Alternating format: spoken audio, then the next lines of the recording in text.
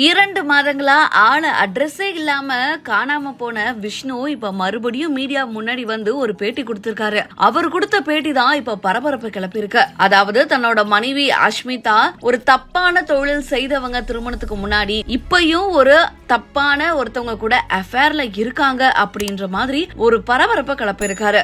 இன்னொரு பக்கம் தான் ஸ்டாக் மார்க்கெட்ல ஏமாத்தினதுக்கு பல டிரான்சாக்சன்ஸ் அவங்களுக்கும் நடந்திருக்கு.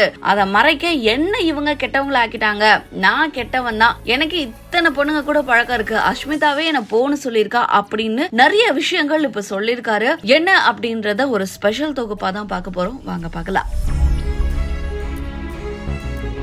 கடந்த சில மாதங்களுக்கு முன்னாடி மேக்கப் ஆர்டிஸ்ட் அஷ்மிதா இவங்களோட கணவனான விஷ்ணு, இவங்க வந்து ரொம்ப அழகான கப்பல், பியூட்டிஃபுல்லான கப்பல். இவங்க போடுற ரீல்ஸ் எல்லாம் பார்த்துட்டு இப்படி ஒரு மனைவி கிடைக்கணும், இப்படி ஒரு கணவர் கிடைக்கணும் அப்படின்ற மாதிரி தான் பல பேருமே இன்ஸ்பைரிங்கா நினைச்சாங்க. இவங்க ஒரு ரோல் மாடலா நினைச்சாங்க. வேலண்டைன்ஸ் டேக்கு கூடையா பூ கொட்டுறது என்ன, வளகாப்பு என்ன அப்படின்ற மாதிரி தான் இருந்தது. ஆனா சில மாதங்களுக்கு முன்னாடி விஷ்ணுவை பத்தி சில விஷயங்கள் வெளியாகுது. இவர் வந்து ஸ்டாக் மார்க்கெட் அப்படின்ற பேர்ல வந்து பல பேரை ஏமாத்திட்டாரு, பல லட்சங்கள் ஏமாந்துட்டாங்க. அண்ட் நிறைய பெண்கள் தான் ஏமாந்துருக்காங்க. அடுத்த மாதமே என்ன ஆகுது, ஒரு பொண்ணு கிட்ட தவறா பேசி அந்த பொண்ணோட ஃபேமிலி, அண்ணன், அம்மான்னு இவரை கைப்பிடிச்சு அடிச்சு அந்த வீடியோவை வெளியிட்டு அந்த வீடியோ ஒரு பரபரப்பு கிளப்பியது. 2 தரப்பும் வந்து போலீஸ்ல கம்ப்ளைண்ட் பண்றாங்க. அஷ்மிதாவும் இதை பத்தி வந்து ஒரு விளக்கமான வீடியோ கொடுக்குறாங்க. அதுக்கப்புறமா அந்த பிரச்சனை அப்படியே நின்றுச்சுங்க. பலவிதமான விஷயங்கள் வந்தாலுமே அதுக்கப்புறமா இந்த ப்ராப்ளம் முடிஞ்சு அடுத்து வேற ப்ராப்ளம் பத்தி எல்லாரும் பேச போயிட்டாங்க. இப்ப அமைதியா இருக்கிற நேரத்துல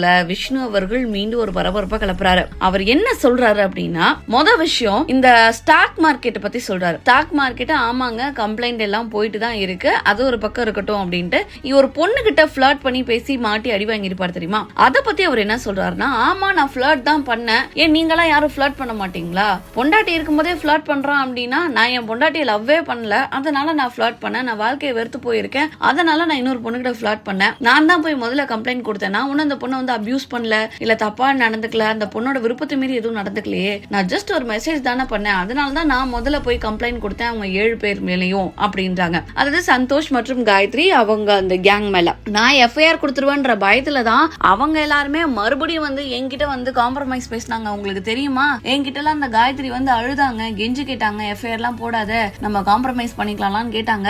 நான் தான் வந்து முடியாது எஃப்ஐஆர் போடணும், ஏன்னா நீங்க வந்து என்ன ஒரு பொம்பளை பொறிக்கு மாதிரி வந்து காமிச்சிட்டீங்க, இதுல நான் ஒத்துக்க மாட்டேன் அப்படின்னு சொன்னேன் அப்படின்ற மாதிரி சில தகவல்களை புதுசா அவர் இப்ப சொல்றாரு. அதோட நிப்பாட்டாம இன்னொரு விஷயத்தையுமே வந்து சொல்றாரு. நான் அந்த பொண்ணு கிட்ட என்ன பேசினேன், அந்த பொண்ணு வந்து மாடல் ஆகணும்னு சொல்லிச்சு, மாடல் ஆகிறதுக்கு உனக்கு எல்லா தகுதியுமே இருக்குமா, கண்ணு மூக்கு வாயெல்லாம் அழகா இருக்கு அப்படின்னு தானே சொன்னேன் அப்படின்னு கேக்குறாரு. ஒருவேளை அந்த பொண்ணு ஓகே சொல்லியிருந்தா கண்டிப்பா நான் தப்பா தான் போயிருந்திருப்பேன் அப்படின்ற மாதிரியும் உண்மையை ஒத்துக்கிட்டாரு. இப்ப ஆக மொத்தம் அவர் ஃபிளர்ட் பண்ணாரு அப்படின்றத ஒத்துக்கிட்டாரு.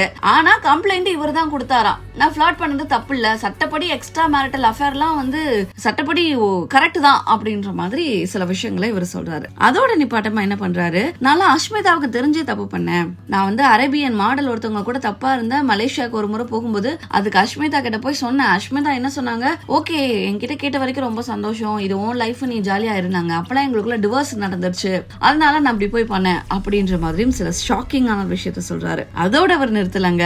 அடுத்து அவர் என்ன தெரியுமா ஒரு விஷயத்த சொல்றாரு, என்ன பத்தி அஷ்மிதா இப்ப ஊரெல்லாம் கெட்டவள் ஆக்கிட்டாங்க, நான் எல்லாருமே சொன்னாங்க போன் வந்து அஷ்மிதா கிட்ட தான் இருக்கு, 3 நாள் அஷ்மிதா தான் இருந்தது, நான் நம்பவே இல்ல, எப்படி வந்து ஒரு பொண்டாட்டி புருஷனை பத்தின தப்பான வீடியோவை அவளே வந்து வெளியிட முடியும், அதுவும் 3 குழந்தைங்க இருக்கு, அப்பெல்லாம் பண்ண மாட்டாங்கன்னு நினைச்சேன், ஆனா இவ தான் வெளியிட்டு இருக்கா, என் போனை ஹேக் பண்ணிட்டா, என்ன அடிச்சு என்னோட ஃபேஸ் ஐடி போட வச்சு என்னோட இன்ஸ்டாகிராம், ஜிமெயில்னு எல்லாத்தையுமே வந்து ஹேக் பண்ணி டெலீட் பண்ணிட்டாங்க, இவ என்னை பத்தின எல்லா விஷயங்களையுமே வந்து தவறா சொல்லிட்டா, அந்த வீடியோவையும் வெளியிட்டா, அப்ப நீ இந்த உலகத்துக்கு என்ன காமிக்க விரும்புற, நீ ரொம்ப நல்லவ, நான் வந்து கெட்டவனா, நான் வந்து பொம்பளை பொறுக்கியா, என் வாழ்க்கையை நீ அழிச்சிட்ட, என்ன வந்து இதுதான் முத்திரை கொடுத்துட்ட, இதுக்கு வந்து என்ன நீ வந்து கொண்டிருக்கலாம், இந்த மாதிரி வந்து நீ பண்ணிட்ட அப்படின்னு ரொம்பவும் ஆதங்கமா பேசுறாரு. அதனால நீ என்னோட இமேஜை ஸ்பாயில் பண்ணிட்ட, இப்ப நான் அவனோட இமேஜை ஸ்பாயில் பண்றேன், நீ கல்யாணத்துக்கு முன்னாடி எப்படிப்பட்டவ தெரியுமா அப்படின்ற மாதிரி தான் இந்த இன்டர்வியூல அவர் சொல்லியிருக்காரு. திருமணத்துக்கு முன்னாடி அஷ்மிதா நிறைய மாடலிங் பண்ணிருப்பாங்க, சில திரைப்படங்கள்லாம் நடிச்சிருப்பாங்க, அது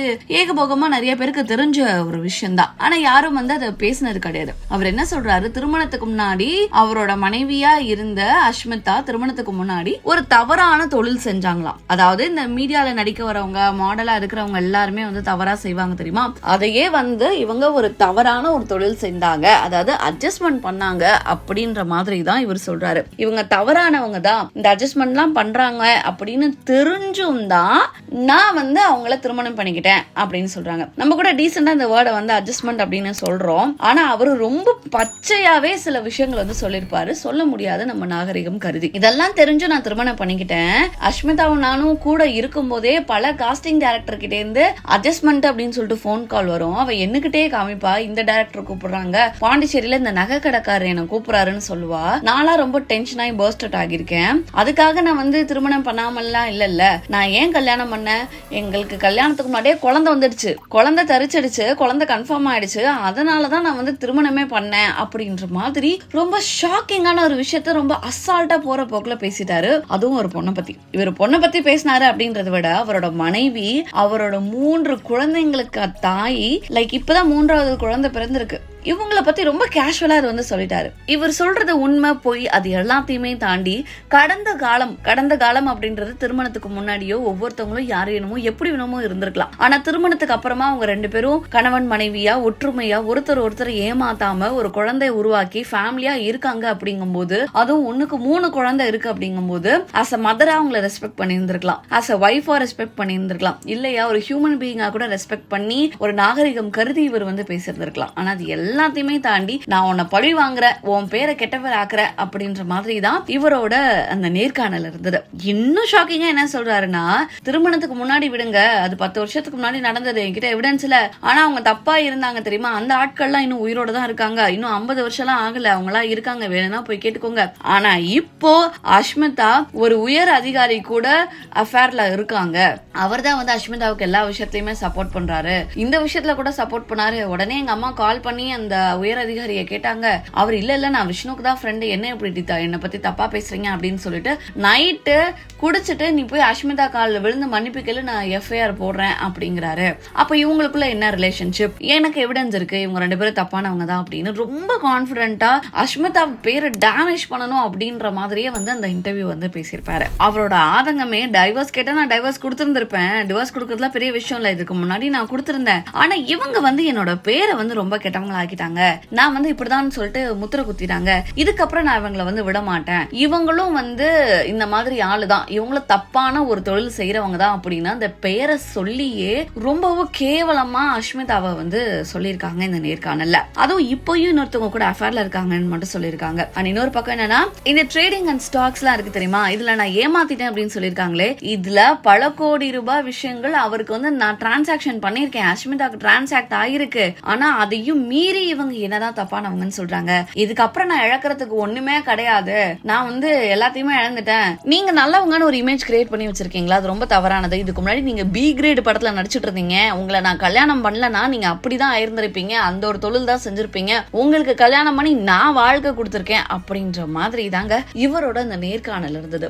இத பார்க்கும்போது முழுக்க முழுக்க ஒரு வன்மம், கோவம், இது எல்லாம் இருக்கக்கூடிய ஒரு ஆளால மட்டும்தான் இப்படி சொந்த மனைவிய பத்தியே தன்னோட 3 குழந்தைகளுக்கு தாயான ஒரு பெண்மணி பத்தி இப்படி பேச முடியும் அப்படின்றது தெரிஞ்சது. அண்ட் நிறைய பேரும் இது வந்து கண்டிப்பா இவரோட பேர் கெட்ட பேர் ஆயிடுச்சு, அஷ்மிதா தான் இந்த வீடியோ வெளியிட்டாங்க அப்படின்றதுக்காகவே வந்து இவர் இந்த மாதிரி பேசுறாரு அப்படின்ற மாதிரி சொல்றாங்க, பழி வாங்கணும் அப்படின்ற ஒரு எண்ணத்தினால பேசுறாரு. அண்ட் இவருக்கு பெண்களை மதிக்க தெரியல, இவரோட தப்ப மறைக்க இவர் வந்து அஷ்மிதாவை குறை சொல்றாருன்னு இன்னொரு பக்கம் சொல்றாங்க.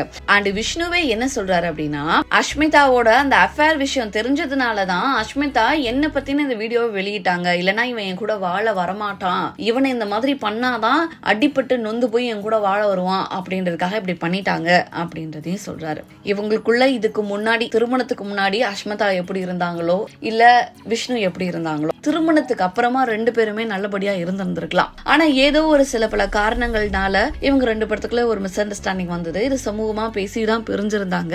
ஆனா மறுபடியும் இணைஞ்சு ஒரு 3ஆவதா ஒரு குழந்தையும் உருவாகி அண்ட் இப்போ அசிங்கமா இவங்க 2 பேரும் பண்ற விஷயம், அதுவும் சமூக வலைத்தளங்கள்ல பண்றது பல பேருக்குமே திருமணம் பண்றதா வேணாமா அப்படின்ற ஒரு அச்சத்தை உருவாகி இருக்கு. பல பெண்களுக்கு தன்னோட கணவரும் இப்படி இருப்பாங்களோன்ற ஒரு அச்சம் வருது, பல ஆண்களுக்கும் தன்னோட மனைவி இப்படி இருப்பாங்களோன்ற ஒரு அச்சம் வருது. இந்த ஒரு குடும்பத்துல நடக்கிற நடக்கிற விஷயம் இப்ப பல பேரோட குடும்பத்துல ஒரு மிகப்பெரிய தாக்கத்தை ஏற்படுத்தியிருக்கு அப்படின்னு சொல்லலாம். இவ்வளவு நடந்திருந்தாலும் சுமூகமா பேசி முடிவு பண்ணிருக்கலாம். ஆனா இந்த மாதிரி வெட்ட வழியா சமூக வலைத்தளங்கள்ல தன்னோட மனைவியை ரொம்ப கேவலமா ஒரு தொழில் செய்தாங்க, இவங்க அப்படிதான் அப்படின்னு சொல்ற விஷயம்லாம் நல்லது இல்ல, நல்லாவும் இல்ல. இத பத்தி உங்களோட கருத்து என்ன அப்படின்றத கீழே கமெண்ட்ஸ் தெரிவிங்க.